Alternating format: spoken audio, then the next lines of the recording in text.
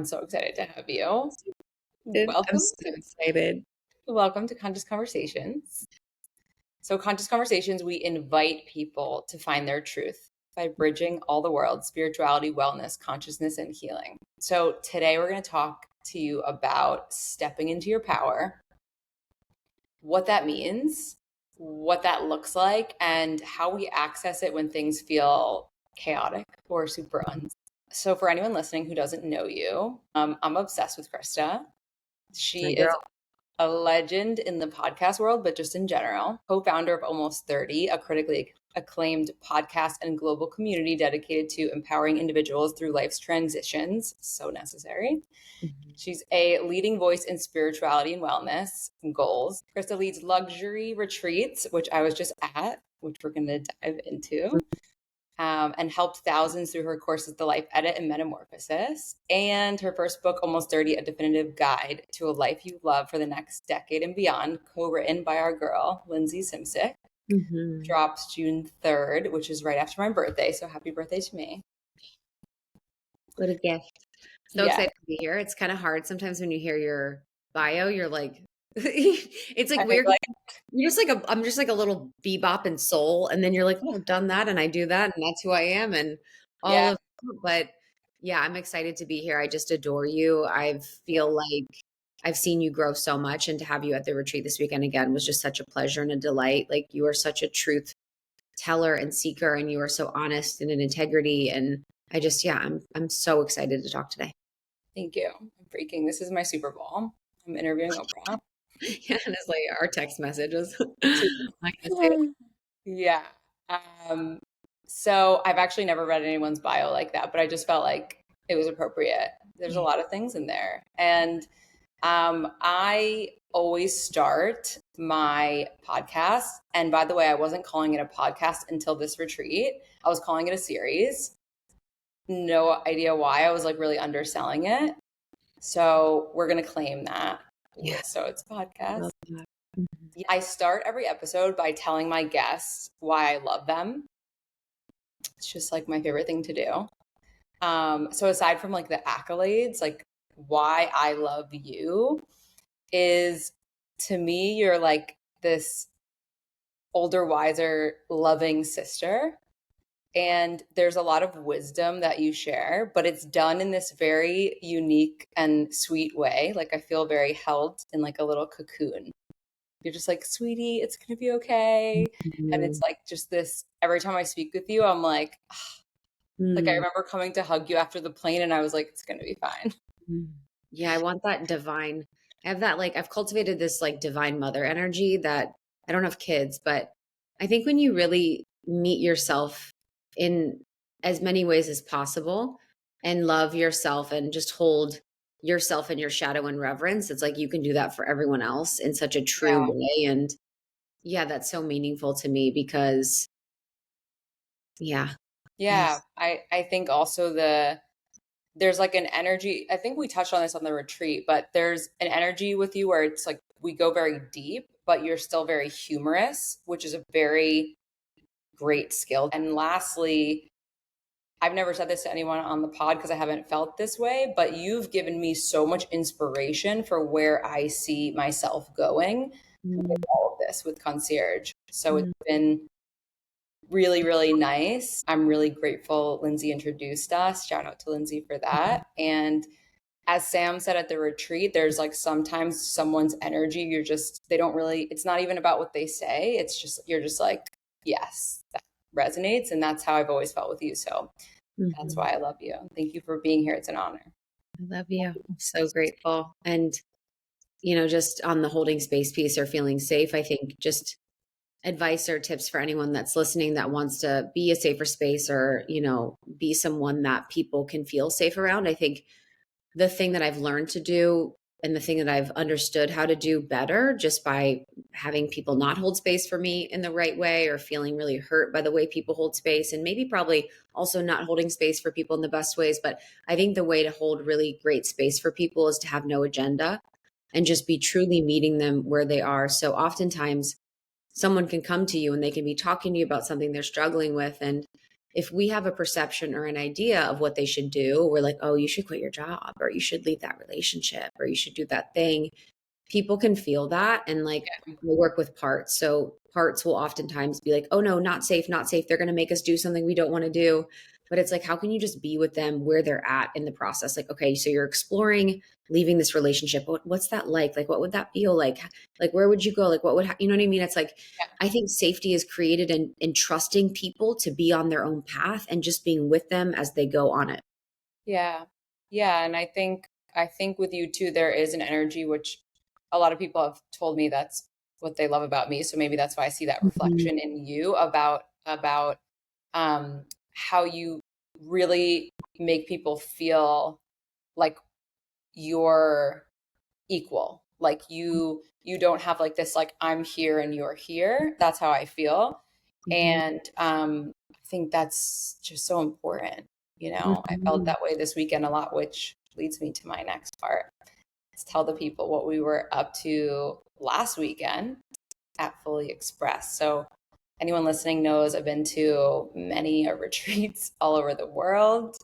God bless. And this one was very special, very timely for me, and so well executed. So would love for you to share why you created the retreat and like what it's really about for you. So the Fully Expressed retreat. So I am someone that is really passionate about the voice. I'm really passionate about people finding and speaking their authentic truth, people becoming who they came here to be, women especially reclaiming what we've lost over centuries, and that is our voice. I know in my own life and experience and through working with thousands of people that if you have a voice, then you are making more money. You are in deeper, intimate relationships. You have better friendships. You are more expressed in work and you are feeling a lot better in all areas of your life. Your voice is the frequency of your soul living here on earth. Your voice is what moves people. Your voice is what changes things. Your voice is like the access point to everything. And Mhm. so when people lose their connection to their voice, they lose their connection to their power, and they lose their connection to their purpose, and they lose their connection to all the things that they want in life. I remember, when I was ending my relationship, my marriage, I remember one day thinking, I am so lost. I just didn't know where to go. I didn't know what to do. And the reason why I felt so lost was because I had lost my voice. I wasn't speaking my truth. I wasn't being honest. I wasn't, sharing how I was feeling. I Mhm. was really mute and I was self erasing. And it reminded me how much of my life, when I've felt the best and I felt the most authentic and true, I've been able to really use my voice, whether that's on the podcast or on stages or in relationships. And so I wanted to host a retreat with women to help them become more fully expressed. I see so many women in the world that have big dreams and visions, but yet have this hold on themselves to stay perfect or to say the right thing or to, look a perfect way or to keep themselves small in so many different areas or to self censor. And this sort of like tight hold that we have on ourselves makes us sick, keeps us from abundance, keeps us from love, keeps us from a life that feels authentic and true to us. So I wanted to have, an experience to help people become more fully expressed, to share with them all the ways and strategies that I've become more fully expressed. But really at this retreat, we were going into the reasons why you are not fully expressed. Yeah. A lot of teachers could be like, hey, these are the 3 steps to fullest expression: meditate and then discover what you want to say and then say it. I'm like, no, what is the story that you're telling yourself of why you can't say to your boss you want to quit? What is Yeah. the story you're telling yourself of why you can't show up online? And really, really getting deep. So it was very deep. It was very powerful. Good. And it ran the gamut of topics. And I know you were such an asset to it, but um, I did. The last thing I'll say is I forgot how deep voice work is. And I Yeah. was reminded this weekend. Me too, actually. I was like, remember when we were finishing and I was like almost crying as I was like sharing my takeaway and I was like, why am I crying? Like I wasn't expecting to like feel so emotional, but it was such an incredible group and like we really connected and went deep and it was so good and so amazing. Yeah. And I think the way that I approach depth, I'm someone that's naturally the deepest person in the room. And I don't even really, it's not where I seek to be, and I'm sure you and so many of your listeners are like that. Yeah. But the way I approach depth is like the most non-predatory thing. I don't have any goal or outcome or agenda to people going somewhere or getting something. It's like you just present the thing. Hey, let's look at why your obsession with your weight keeps you from showing up online. Why your mother saying that one thing has kept you from saying what you want to say in the boardroom or whatever it is. And that just, that brings you to the depth, that brings you to the feeling, that brings you to the emotion. And so it's like you just pose questions and it brings people to the place they need to go, that their souls need them to be. And, I know you uncovered some things in the process. So I'm curious for you, like, Yeah. what did you feel like were the things that came up? So many things. I think there's like, I'm always so deep. There's some real deep things and there's some like, good like insights that were like quick bites, I Yeah. would say, to like give a range of both. I would say uh on the top line perspective, the succinct message, like getting it to be succinct, even though I have so much to say and I really feel so dynamic in all that I'm doing. Even when I introduce the podcast, I'm always like spirituality, wellness, consciousness, healing. And I'm like, it's so much. But getting that down, like we did the 6 words for what Conscious Concierge is, the service, right? My business, which was to invite others to discover their truth. That was my 6. And for the pod, for Conscious Conversations, it was like bridging the gap between worlds with powerful storytelling, something like that. And I would say also when we talked about what is the mountain like that you'll die on, that's what I feel like I'm doing. I'm on a mountain. I'm just like dying for people to have like their own version of truth and us all to just be in that. And I really feel when we talked about just like moving in the direction without having the roadmap. It's just like, I just know this is what I'm supposed to be doing. So I'm just doing it in however it's birthed in this moment without being overly concerned.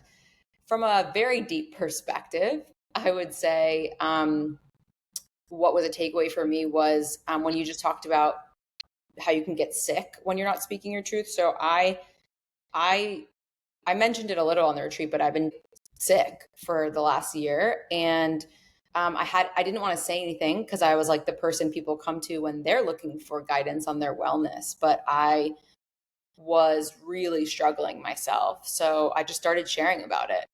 And after the retreat, I was like, I knew that I was supposed to be sharing about it because I was just getting worse and worse. So I just started sharing with people like, I'm really dealing with a lot chronically, like from an illness perspective, and I don't have the answer. Mm-hmm. And that's that. Yeah. And I think, that's powerful to note too for the audience, because sometimes, and I'll speak for myself and include myself, sometimes we feel like it's not worth sharing if we don't have the perfect bow. Yeah. This happened, and then this happened, and then this happened. And that was great. Look at the perfect journey and the perfect solution. As an example, for me with the podcast, it's like, we started on our closet floors and then it blew up and we went on to all this stuff. It's like, great. We have like a great ending to that. But there's a lot of things in life that we don't know where it's going. We don't know the ending yet. We don't know where we are in the process. And that's the most important truth, because it's the part that's in process. It's the part that we're exploring. It's the part that is vulnerable. Vulnerability is when there's a risk. You sharing about that, there's a risk. People come to you for health, and now you're like, maybe they won't come to me for health anymore. Totally. And so just encouraging people and reminding them that the truth isn't always like, I'm amazing and I'm worthy and I deserve the best in life. Yes, that is a truth, but the truth is always something that might feel a little uncomfortable or sticky or icky to say or experience or feel or to exude. Yeah.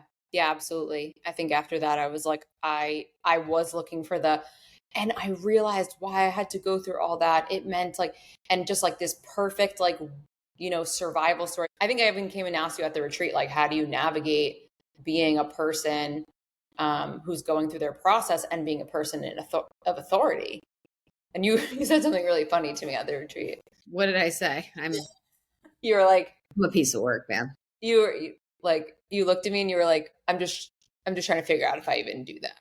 I'll I get know. back. I'm gonna be honest. Because what I'll say about that now that I'm processing it is that um I deeply understand the struggle. And I think when we started the podcast, me sharing my process was what got listeners to the show. I Yeah, had no idea what I was doing. I was at rock bottom. I was unhappy in my body. I was struggling in my relationship. I hated my job. So that was all I was talking about. I was like, I'm yeah, lost. I don't know what's going on. And that magnetized people, totally. the truth of that, and helped them relate. And Yeah, then you stay in this world and then you actually become an authority. You actually get knowledge. Maybe I'm an authority or not, but I have knowledge because I've studied with, for 10 years, whatever. yeah, Now I do find it harder to share my process for a few reasons mhm, because I have coaching clients too. So I work one on one with people who I love so deeply and they are they're very intuitive, they're very empathic. And so if I'm to share, they actually might not share with me as much because they'll think I have so much going on that they don't have space for me or I totally. don't have space for them. So I have to be mindful about that. I have to be mindful about who it impacts. When you become a public figure, like I used to be like back in the day, I'd be like, my mom was like this, da da da da, because I didn't think anyone was listening. And then now I'm like, oh, I have people listening, clocking, da da. And so you're like, oh, I can't talk about this thing because then they'll know it's about this friend or this guy or my parents or whatever. And so it becomes almost like a little bit of a prison in a Yeah, little way where you can't like open up. I could totally see that. And we spoke at the retreat. I was telling you about like my family, and I was like, I feel like there's a lot that like my parents would be like, I'd rather you not get into that. It's like I can only imagine on that level um, of how it can feel. Yeah. But were you always a powerful speaker, or did you learn how to be a powerful speaker? You know, I think anyone can learn how to be a powerful speaker. So for your listeners, you can learn to be a powerful speaker. I think it is the greatest asset that you'll ever have in any job.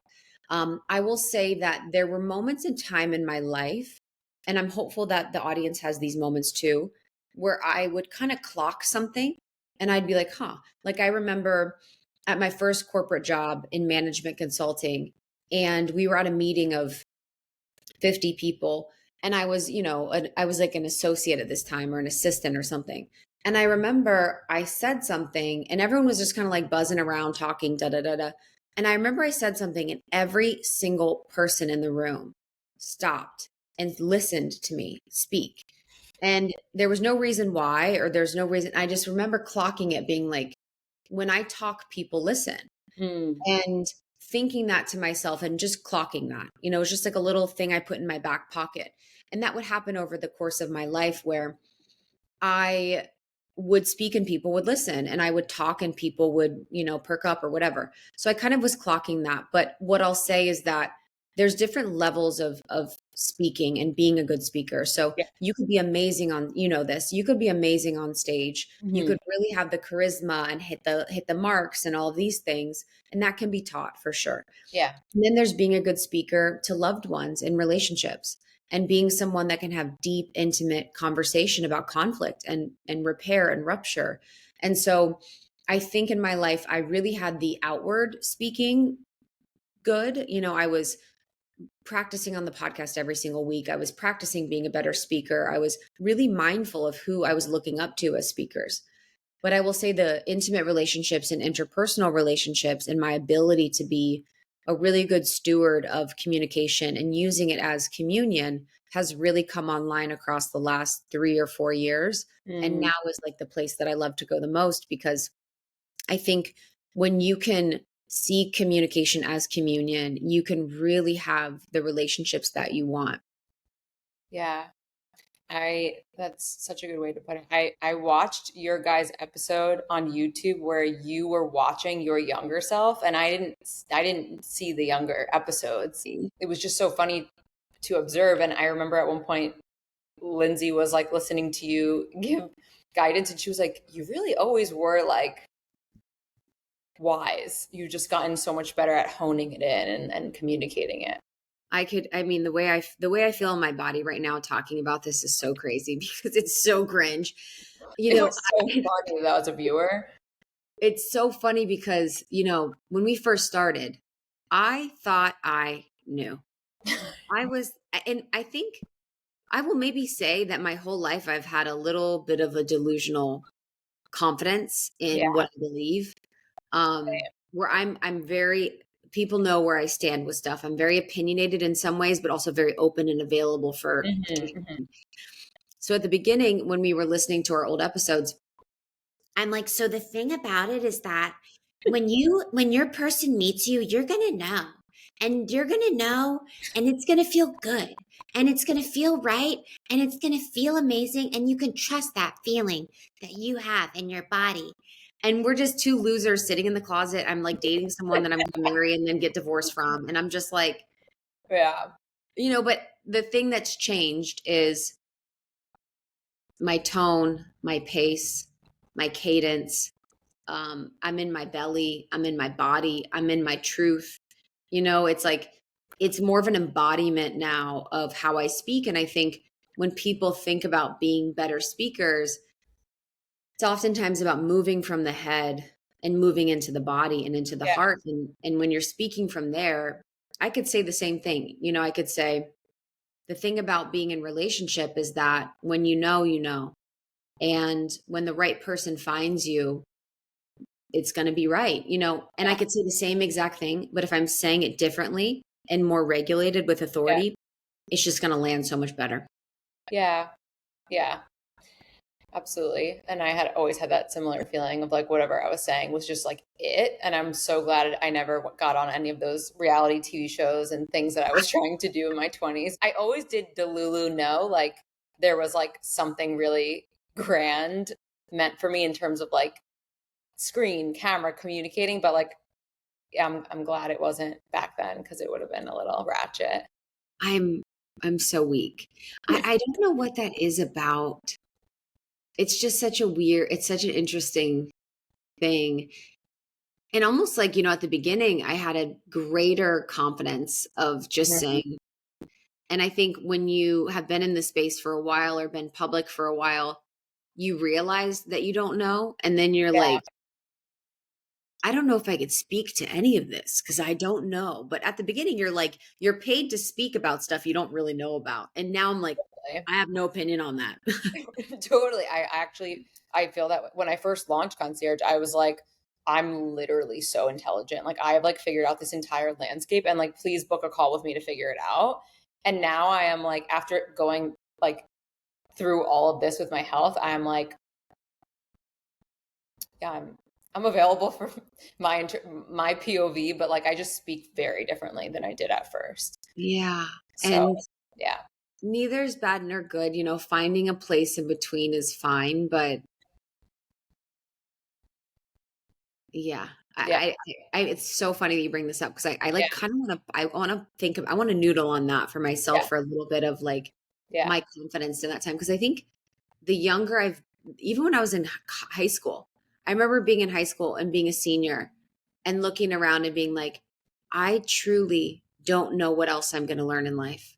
Like, I really felt like I was like, oh, I know everything there is to know. Like, Yeah. so often in my life, I've been like, I'm pretty set. Yeah. See. Yeah.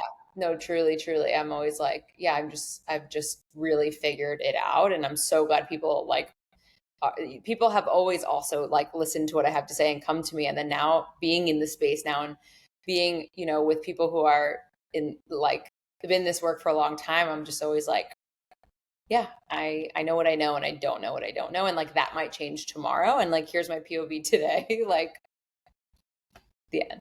Yeah, permission to change your mind for sure. Yeah. Well, to wrap on the retreat, what was something that surprised you during the retreat or like your biggest takeaway? You know, I think I was reminded, I do retreats a few times a year. I think I was reminded of this one, the ways in which we as humans so deeply want to stay the same subconsciously. So I was just reminded of the power of the subconscious. So the subconscious mind is really in control of a lot of our growth, a lot of our expansion, a lot of our belief in ourselves. And for a lot of us, we can have the conscious idea and perception that we want to be fully expressed. We want to live this really big life. And we can see it online. We can see it on social media. We can be like, yes, I want to be fully expressed. You know, most people, if you ask them, if you were like, do you want to be fully expressed? They'd be like, yes. Mm-hmm. But what stops people is their subconscious beliefs, their limiting beliefs, their fears. They maybe have parts of them that are keeping them small because they're afraid of what happens when you become fully expressed. Maybe mom told them to sit down and be quiet. Maybe dad judged them. Maybe something horrific happened and they've been learning to keep themselves small. So I think I was just reminded of how deep the work is and how sometimes when we can come up against stuff, we self-sabotage. And the self-sabotage can happen in the subconscious. You know, self-sabotage can look like binging, can look like numbing, can look like self-harm, can look like medicating, can look like just doing stuff that like is almost like completely out of character and unconscious. And I was thinking a lot about how I want to find ways to approach and address people's self-sabotage before they get there. Mm. Figure out a way to be with that, because I want to take people to the place where they're making true change and transformation through what I do. But I also want to be mindful about self-sabotage, because it's just such a bummer when you see people that you work with like have so much breakthrough, but then also it's like, because it's so big, a part of them is so scared of change and wants them to be comfortable, so self-sabotages. So all that to say, I was just blown away at the power of the subconscious mind and the ways in which that we will deeply seek to keep ourselves small. Such a good point. My last comment on that too is like when I went there, I was like, and you heard me say this, I was like, I'm pretty like fully expressed. Like there's no like I didn't relate sometimes when people were like, I don't want to be seen. I was like, where is the camera? Like Honestly. I was like, I have 3 outfit changes. I was like, give me the mic. Like, so I was like, whatever, we always need contrast, right? So I was like, okay, that's okay that I'm not relating on that. But then I started realizing like the subconscious, like even me getting physically ill is one of my greatest fears. And I believe it makes me very, like, it brings me to like my knees. And I've feel like subconsciously, I was thinking about this at the retreat too. Like, I do think there's a part of that that's happening because of the bigness of like what this is growing into and where it's taking me. And well, we can offline on that one, but I did feel like it's interesting you share that as like what your takeaway was, because I felt a bit of that too. Yeah. And I think for me as a facilitator, I'm like, how can I educate more on that? How can I speak Yeah. more to that? How can I kind of bring them in on what's happening, during their process, because it's big. And Yeah. I always have stuff that comes up, during these things. I think now it's not as much it's more from the facilitator purview more than like You're what I feel about my expression. I'm fully like, how am I holding people? How am I being with people? Am I integrity? Am I, Mhm. am I doing a good job? And so last thing about that, I have to really watch my inner critic voice after I do retreats, because she can really be like on me and making and wanting me to be perfect. Yeah. I really felt like it was so well done. And like I said, it's like literally my job now to go and like assess and be not assess, but just like, Yeah. experience it for what other people will experience. And yeah, it was great. It was amazing. Mhm. Um, okay, so obviously I want to get into the book, but before we do, I kind of want to zoom out a little because we're talking about stepping into our power, right? And I think people who see you now, right, they see you already so in your power, right? You're interviewing Mel Robbins, Jay Shetty, hosting a top podcast, leading retreats all over the world and courses, et cetera, coaching. It's easy to forget that there was a before, and you touched on it a little bit. When did you realize when you had really made it or stepped into your power and your version of success? Mm. I think I first had to redefine what it meant for me to be in my power and what it meant for me to be successful. Mm. For so long, being in my power meant being on stage, like only. It was like being on a podcast, being a multimillionaire. Yeah. It was like all the external girl bossy things. Yeah. Being successful was a constant checking of numbers. It was, how much do I weigh? How Mm-hmm. much money am I making? What's in my bank account? What's our monthly income? What did this launch do? How many followers did we have? Like, my success was basically all on metrics. And I remember for the first years of the podcast, my goals for every quarter were just like downloads, revenue, weight, um, you know, like course program purchases, something related to more metrics. And I would fully just run by metrics. And I remember it was a few years in, and I was like, you know what? I'm going to drop all the goals that I'm I'm dropping these goals. It just felt unconscious at that point. I didn't understand why I kept doing it. Like, I was like, why do I keep doing this? And I remember one time to my ex, I was like telling him about a revenue goal I had for the business. And I was like, I want to hit this number. He's like, that's double what Mm-hmm. you did last year. And I'm like, yeah, it's like what you do. And he's like, what? He's like, any sustainable business seeks to grow by like 10 to 20% year over year. And that's like a lot. And I was like, Yeah. oh, and I was just pulling numbers out of my ass. And I was pulling numbers out of social media world. And I was pulling my success out of social media world. And so I had to get really clear on what my successful life looks like and what my powerful on purpose life looks like. And for me, my successful life is having deep, intimate relationships with people that love and know me. And so that means hard conversations. That means prioritization of friends. That means prioritization of the relationships that are meaningful to me. That means doing my own work to show up for people. Mm-hmm. It also means eating really healthy organic food. It means traveling really luxuriously. It means being who I am as much as I can. It means having freedom. It means having ease and time to rest and beautiful experiences. Like, all of these are like what makes a rich life for me, that are very untangible, related to money, and like things that I access on a weekly, daily basis. So not only did I remove the numbers from my success, but I also made the goals about things that I can achieve, I do achieve, and I made them things that matter to me, rather than things outside of us.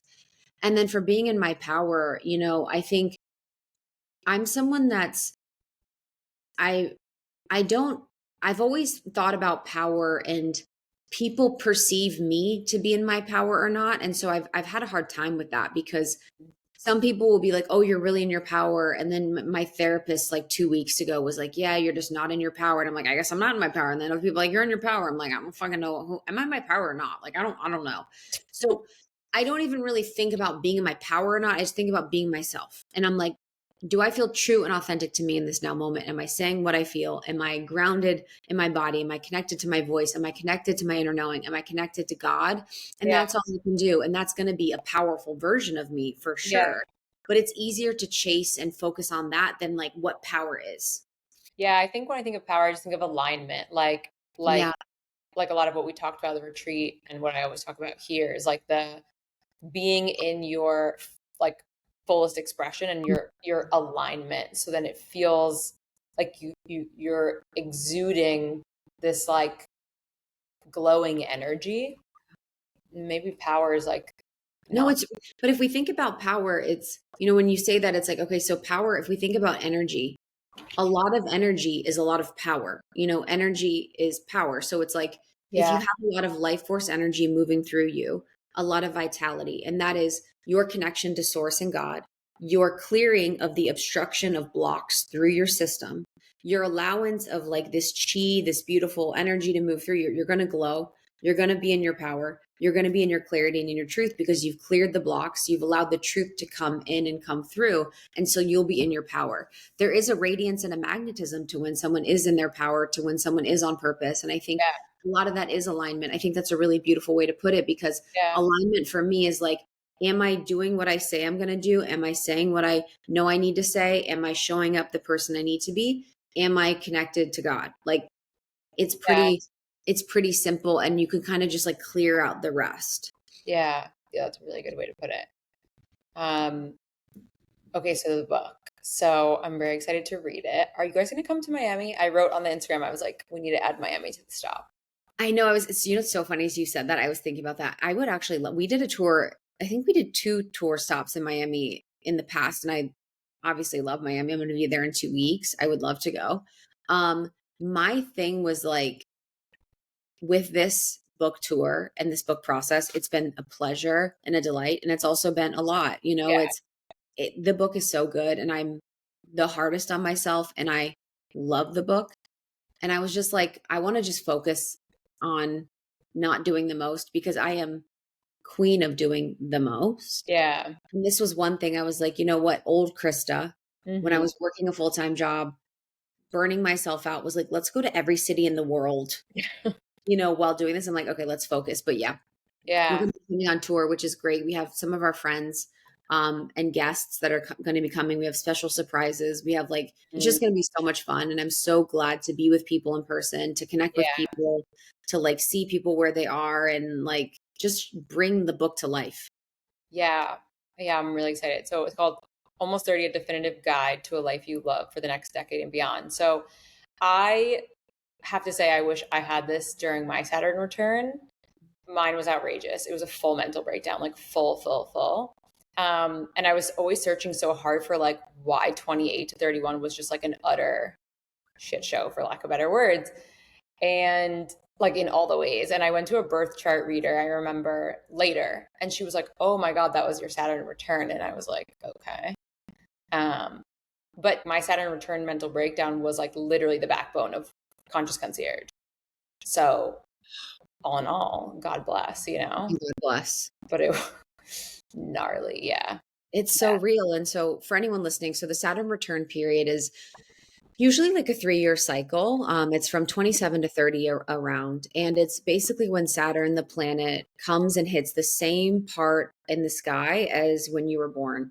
And Mhm. so this brings up a lot. It's the taskmaster planet. It's kind of like the grandfather energy. It's going to be checking in to make sure that you're living an aligned life. So Mhm. if you're not living an aligned life, everything's going to come up for review. If you're in a relationship that's not aligned, if you are in a job or career that's not aligned, if you're not treating your body well, like it's just going to be really tough for you. And I think the medicine that Saturn brings can seem harsh, but it's actually the most beautiful thing because all of the ways in which you're shown where you're not aligned are the opportunities for you to get aligned and to see the Mhm. truth. And what's also happening during that time is your prefrontal cortex is coming online. Yeah. So your prefrontal cortex is responsible for consciousness. It's responsible for your conscious awakening, for your processing of your emotions, for your like pace in life. It's like it's where you regulate yourself. And Yeah. so when we go before that time, we're kind of living run by emotions and not able to regulate them. So you had this beautiful opportunity to really see yourself more clearly. And spiritually, Mhm. in the Kabbalistic tradition, you're building your vessel until you're 30. And then after 30, you're really living in the vessel that God made for you. And then you can really be in service. At the age of 30 is when Jesus started teaching. There's just a lot of spiritual significance around this time too. So Yeah. we can really see it as this portal for our dream life. Yeah. Yeah. It's a great way to explain it. Um, can you tell us a little bit about your Saturn return and why you and Lindsay decided to write this now? I mean, you mentioned getting divorced and all that. So I guess if you want to just touch That on was like, posed. yeah. That was Oh, it was posed. opposed? Okay. Yeah. So tell us a little bit about your experience and then why you and Lindsay decided to write this now. Yeah. So my Saturn return was me living in Chicago, where everyone that I knew went to live, from college. So I was doing the thing everyone thought I should do. I had all the friends everyone thought I should have. I was at the job everyone thought I should be at. I was in the relationship with my college boyfriend and I was drinking. I literally hated my life. I was just so anxious and so depressed and I wanted to find purpose. I wanted to find meaning. I wanted to find depth. I wanted to find just more than what I was being exposed to. And it's nothing against anyone that was in my life at that time. So many of those people are still in my life. It was just how I was operating in this existence. And so I left the relationship, left the friends, left the city, left the job. I started to read spiritual texts. I started to meditate. I stopped drinking and I went and lived off grid in Patagonia for like a month Like it was just like a full thing. Like I was full send. Like Yeah. at that point, I was so rock bottom and so unhappy that I was like, I'm full sending this. Like it's either this or death. Like I Yeah. don't even care. And so everyone thought I was insane. Yeah. Everyone thought I was crazy. Everyone was concerned for me. Everyone was like, what is going on with her? And I just was like following what I knew to be true for me. Everyone was drinking at that time. Yeah. No one was sober curious. It was not normal, but I knew for myself it worked. So Mhm. it was the first time in my life, maybe one of the first. I've listened to my soul a lot, but it was like the first time that she was like, we got to do this. And I was like, I don't know, man. But I was like, all right, let's do it. And it brought me to just my knees, and led me on a path that didn't become perfect. It wasn't like all that happened and then life was good. It was like it still felt rocky and choppy. But I just realized how powerful and transformative it was and how much could change in that instant. And so when I met Lindsay, I was still struggling because I had done all of that, but I still hadn't found my purpose. I had found a relationship and other jobs, but I still wanted to find purpose. And How so old were you at that point?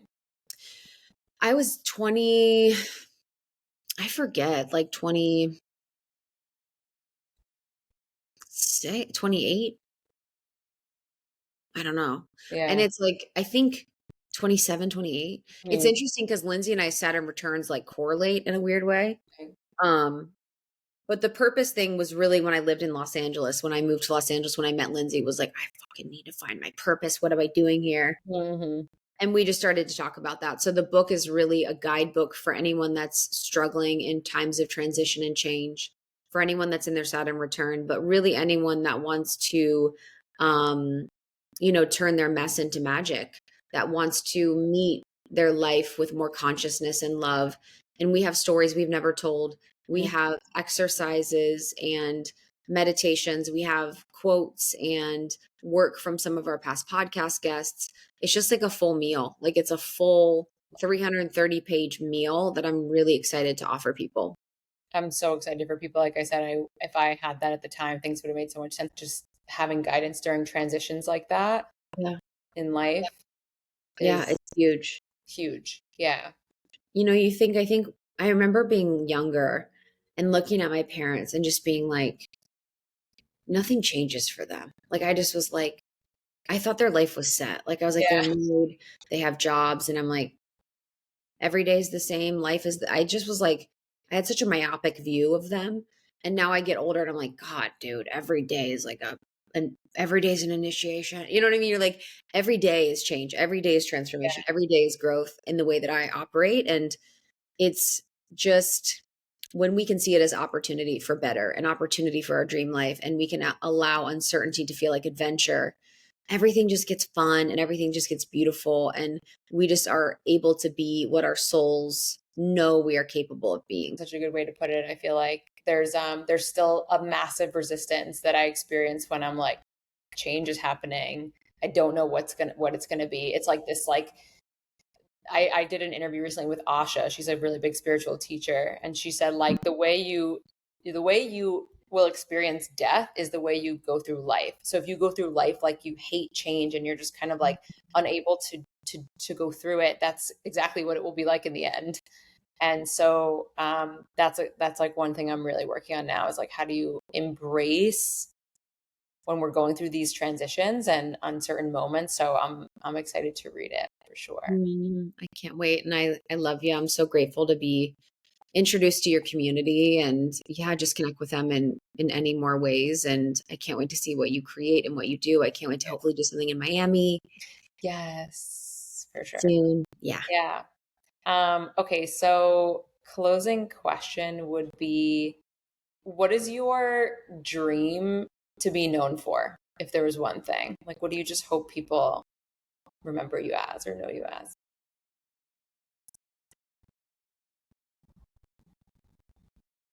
I think someone that really loved her life.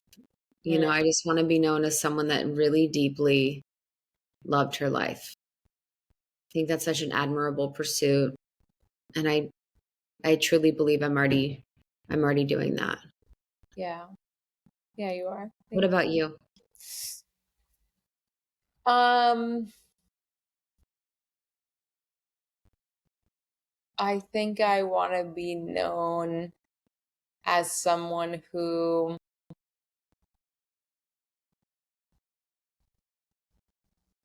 is just like tells the truth, right? And you're doing that. Thank you. Mm-hmm. Thank you. Where can the peeps find you? So the book, almost30.com/book, again, it's called Almost 30, A Definitive Guide to a Life You Love for this next decade and beyond. And then Almost 30 podcasts, wherever you listen to podcasts. You can come to one of my retreats. I have one in September in Switzerland. I have one in October in Ibiza and one in August in New York. And you can go to itskrista.com. So it's ITSKRISTA. And then it's Krista on Instagram. And the book is out wherever books are sold. Highly suggest getting the audiobook. That was my favorite thing to do, was read the audiobook. And so I'd love for you to listen to us on audio. Amazing. And as usual, to find out who and what's next for you in your journey of health and wellness, spirituality, holla at you, girl.